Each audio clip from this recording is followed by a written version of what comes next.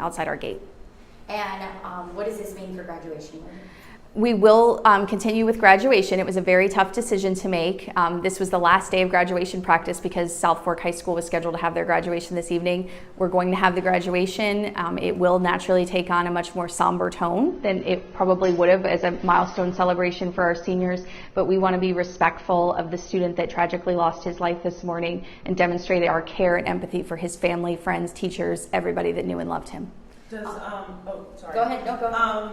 Does the teachers and students know about this tragedy? They do. The families were informed. Naturally, when something happens in front of the school and you have information circulating out in the community, naturally families were very concerned. We were able to share that information with them. The teachers are aware. We did end up sharing it with our school district community because we all share in this loss and this heartbreak. The sheriff indicated that the deceased is Christopher Brooks, 18 years old, senior here. What can you tell us about him? Like, when did he start coming here? Did he participate in any extracurricular activities like drama or football or anything like that? So, with the full disclosure that I could definitely be leaving something out, and I don't mean anything by that. Just gathering information as I can. The student was enrolled in our schools from kindergarten through 12th grade. He was a lifelong Martin County student. That makes the loss all the more tragic for us and just hits us in so many areas. He was involved in sports at the school. He was involved in one of our career technical education programs. He was involved in the veterinary program, and just a heartbreaking situation. Do you know which sport? I believe he was a member of the bowling team.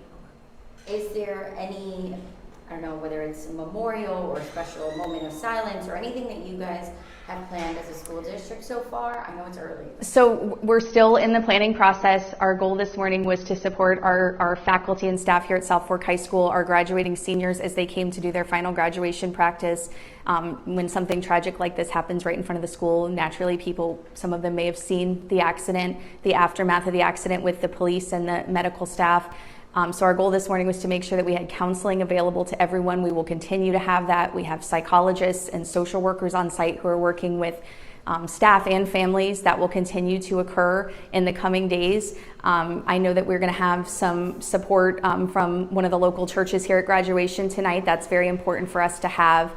Our principal, Ms. Thompson, and our superintendent plan to reflect on the moment and share their empathy and their sympathy with the family during graduation. But right now, beyond that, our main priority is focusing on the students and staff. I think you indicated that Mr. Brooks was on his way to do graduation practice. Correct. What time did that start?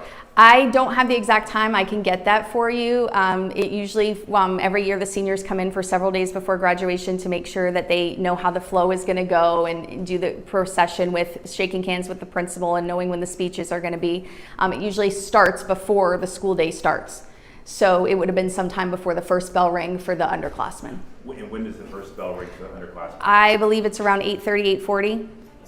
Those students are in session right now.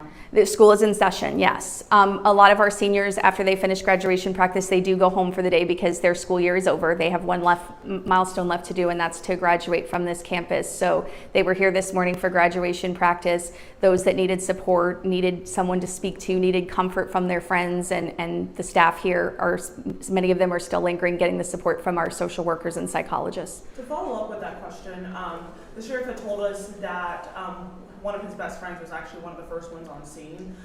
Do you know if any school counselors or anything had spoken to him to comfort him, after seeing something so traumatic? I can't speak to that because I'm not aware of who that student may be. But I do know that everybody that's here today, the district office staff has completely deployed. All of our focus is on South Fork High School today and making sure that everybody on this campus has what they need. So if that student is here and they need help, they are being seen by either a psychologist or a social worker. Do you know if there's anybody like a teacher or a coach or that might want to say some kind of words about Mr. Brooks, just about maybe memories or just to memorialize it a little bit, or that we can talk to? I can try to find out for you. That's probably going to be a fluid situation because the people that know him best are naturally very shaken up and very distraught today. I can't guarantee that that's going to happen, but I'll see what I can do for you. Does he have any siblings or relatives in the school district that you know? That I'm not sure. And is there a picture that you could provide? Yes. Yes, I have some pictures and I will get those to you all. What's next for you guys? I know graduation is this evening, so anything else you guys I know you're still early in the planning Right. process, but anything else of what's next? What's next for us is taking it moment by moment. We think that's very important, is just to be there for one another, care for our students, care for the teachers, care for everyone that knew and loved this student. I said he was a student with us through kindergarten, so there's people at other campuses that are naturally going to be affected. And right now for us, it's just about coming together as a Martin County School District community and uplifting and being there for each other. Do you know what other schools he attended in Martin County prior to this? Yes, Hobestown Elementary School and Murray Middle School.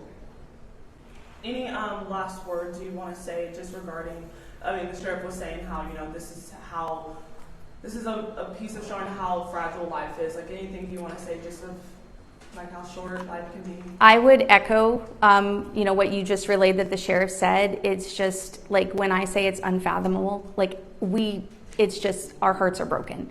Our hearts are broken for the student, his family, his friends, the school, the seniors that are having their graduation tonight. It's going to take on a different tone. They're very resilient. They were they came in today, they did their practice, they had their emotions, but I know that they're going to honor him in the best way that they can. And I know that that's going to be our priority going forward in the future, is to continue to honor him in the best way we can. Do we know if the school district knew of any information of what his plans were post-graduation? I can try to find out for you if that's something that we can get for you. Yeah, I'll look into that. Yeah, that would be great. Mm-hmm. Thank you. Thank you. Absolutely. And then we can kind of, if you all want to get, just if there are students in there, I ask to that you Martin not County do any. School District talking about Christopher Brooks, who was killed this morning on his way to graduation practice right outside South Fork High School. The district telling us now that the graduation ceremony will continue. Of course, it will take on a very different tone, a somber tone, as they reflect and celebrate the life of Christopher Brooks. I do want to bring in Yasmin Julmas, because Yasmin, that investigation right outside South Fork High School is still going on.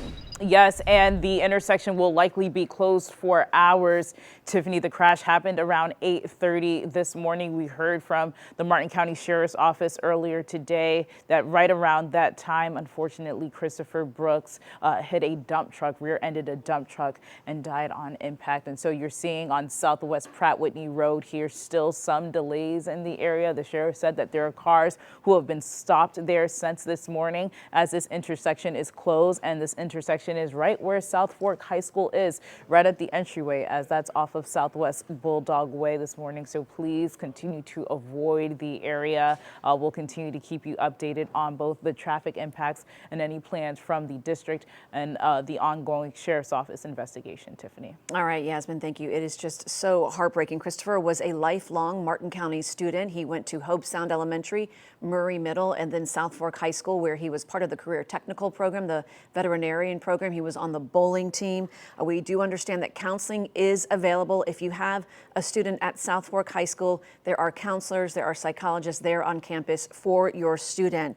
But again, Christopher Brooks has died on his way to graduation, a reminder of just the fragility of life, as the students were looking forward to the next chapter in their lives, and now they are mourning the loss of one of their classmates. WPBF 25 News does have multiple crews in the area right now. We'll have complete and timely breaking news coverage at noon. For now, back to The View.